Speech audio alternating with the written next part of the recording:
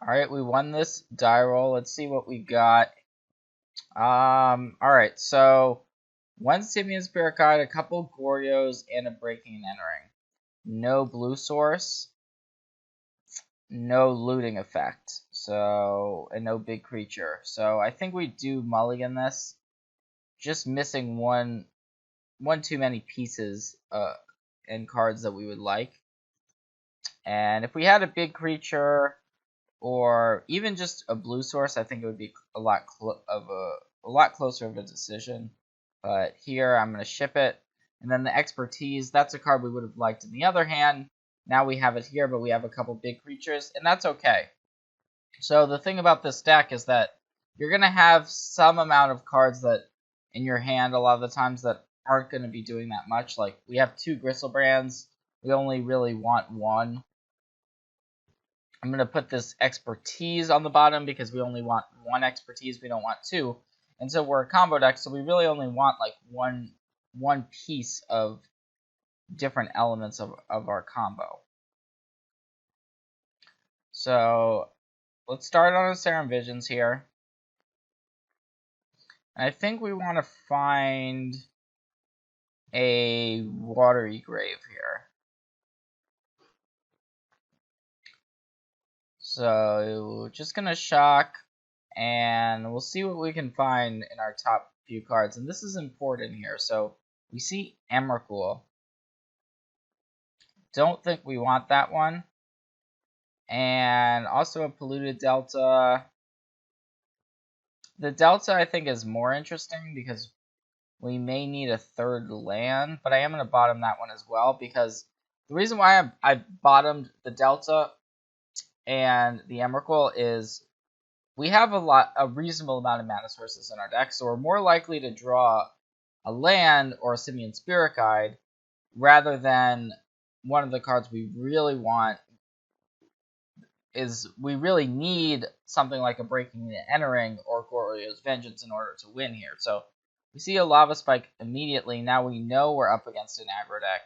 We don't have that much time to work with anymore. So we're in a crunch. We need to find... If we find Goryo's Vengeance, we should be in good shape because what we can do is we can just Faithless Looting, discard a Goryo's Vengeance, and then bring that back on the following turn, hopefully gain some life. Now we drew an additional expertise, so we're still hoping to get there off this Faithless Looting, and unfortunately it hasn't really happened. So I am going to discard a Gristlebrand and an expertise here. So next turn we can flash back the Faithless Looting, but it's unclear if we have enough time to do everything we want because our opponent's Lava Spiking us. Now we may be facing another burn spell or even multiple burn spells on this following turn. So the one nice thing about Gristlebrand that could potentially get us back in the game if we do get a hit in is that it does have lifelink. So if you're able to get a hit in against a burn deck that's 7 life is huge. But the issue is actually getting Gristlebrand into play right now. So, alright, it looks like our opponent is at least Boros Burn. We don't know if a lot of the burn decks do splash green as well for cards like Atarka's Command and Wild the Cattle, but there's also just straight Boros burn decks as well. So our opponent's shocked off the Sacred Foundry and just passed the turn, so clearly our opponent does have some burn at the ready. That could be Boros Charm, it could be Lightning Bolts plus another Lightning Bolt. Hard to say exactly, but if I were to guess, it would be something like a Boros Charm that we're up against right now.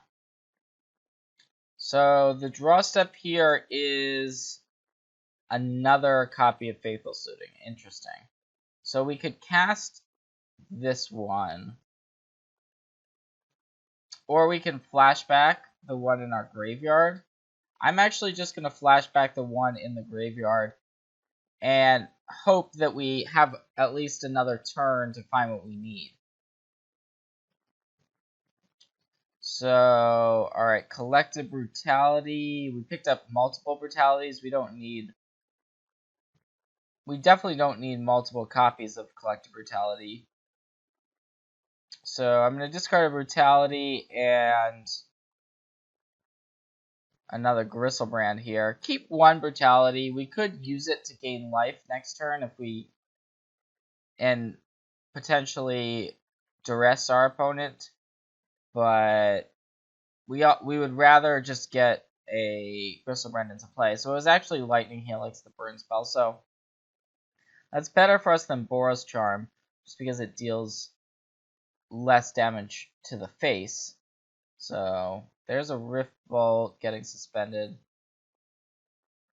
So I think untapping here, now we found Through the Breach.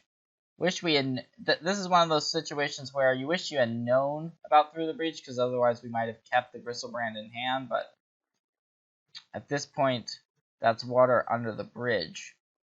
So I'm gonna lead on the Faithless Looting and see what it brings us. So we found actually the Goryo's Vengeance we were looking for. So now the question is, would we rather get Gristlebrand or would we rather get Emrakul back? And I'm leaning towards, at this point, it's close, because we just found the Emrakul. If we hadn't found it, clearly we would just get back Gristlebrand. It's just not even a decision, because there's only one creature in the graveyard. Now that we have the Emrakul at our disposal, I do believe we want to return it. And the reason why is, we don't know, but our opponent could have a card like Skullcrack. So if our opponent does have a Skullcrack, that would completely stop what we're trying to do, because we wouldn't be able to gain the life off of Gristlebrand. So I am going to discard the Emrakul, and then the Expertise with the Emrakul trigger on the stack. Here comes the Goryo's Vengeance. Now, the other downside about this is that the Faithless Looting, it is going to get shuffled away once this Emrakul trigger resolves, so we won't be able to use the Faithless Looting later. Now, who knows? Sometimes the opponent is like, well, I can't beat the Emrakul Annihilator anyways, and so that could be the case. And so here is the Skullcrack. So super happy to have taken this line, even though we are down to 8. This attack is going to bring our opponent all the way down to 4. Now the 3 lands are gone, and the Rift Bolt is going to bring us down to 5, but we're at least going to be able to untap here. We've got Collective Brutality, which we can use to gain life. And so, really, the Faithless Looting, finding that Emrakul and finding that Goryo's Vengeance was perfect in this spot. So we got a little bit lucky in that respect. So our opponent is sacrificing a Bloodstained Mire. Now, if the Sacred Foundry does come into play untapped, this Collective Brutality now becomes lethal. So we've actually got a lethal burn spell in our hand, which we can just cast and go to game 2 with. So let's go ahead and do that. So a little bit lucky in that spot, but we took I think we made the correct sequence of plays in order to be able to take that game. And sometimes you have to play to your outs. Our first few draws in that game were not what we wanted, so then we really needed essentially perfect cards at the end there. So looking at what our opponent's playing, we didn't actually see creatures out of the burn spell. Normally there are cards like Goblin Guide, cards like Monastery Swiftspear, cards like Eidolon of the Great Revel, and I think we have to assume that our opponent is going to have those cards even though we didn't see them in game 1. And so because of that, I think we would like the Fatal Pushes. And then Dispel is also a card that it counters a burn spell, which is fine in this sort of a matchup. And in terms of cards we want to take out, now that we're boarding a bunch of cards in, Cathartic Reunion, it's a good card, but we may not actually have time to be Cathartic Reunioning in this type of matchup. So I am going to take out the reunions, and I'm fine shaving a Through the Breach and a Simian Spirit Guide, keeping in the expertises and the Breaking the Enterings. Now, if we see in game 2 that our opponent once again doesn't play creature spells and we lose that game, then we have to reconsider cards like Fatal Push, cards like the Expertise, because our opponent could be playing just a creatureless version of Burn, but I think it's more likely that that's not the case. So let's just go ahead and play with this configuration. So here, this is a pretty interesting hand. So we've got a looting and a visions to help us find what we need. A few too many big spells along with only one land. So there's pros and cons. I am going to keep it though. So the reason why I'm keeping is we can loot away the cards we don't want. And we've got a Collective Brutality, which can potentially help gain us life. It's pretty good in this matchup. And we see that, of course, our opponent is not playing the creatureless version. So we're going to take the one from the Swift Spear, and there's a Fatal Push. So we've got a pretty big decision here in terms of what to do for this particular turn. So we could just push the Swift Spear, and I do like that line.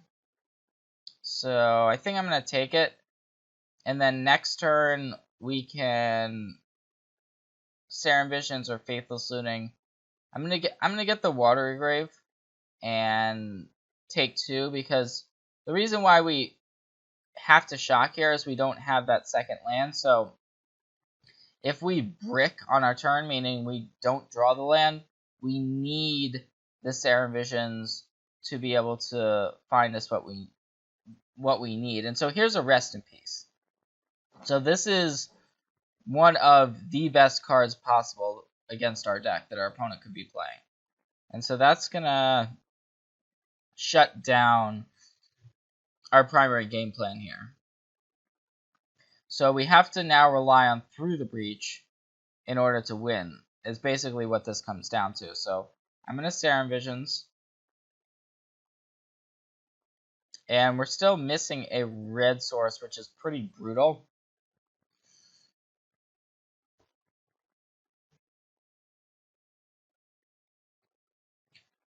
I'm going to keep the island on top because we do need lands. We miss lands completely, even though we have the Simian Spirit Guide. And it may be that we want to exile the Simian Spirit Guide just to cast the Faithless Looting. I'm hoping to avoid that, but we'll see how these next couple of turns go. Alright, so our opponent's Suspended Riftbolt is now sacrificing a Bloodstained Mire for Eidolon. So this is going to be a turn where we definitely want to Collective Brutality our opponent.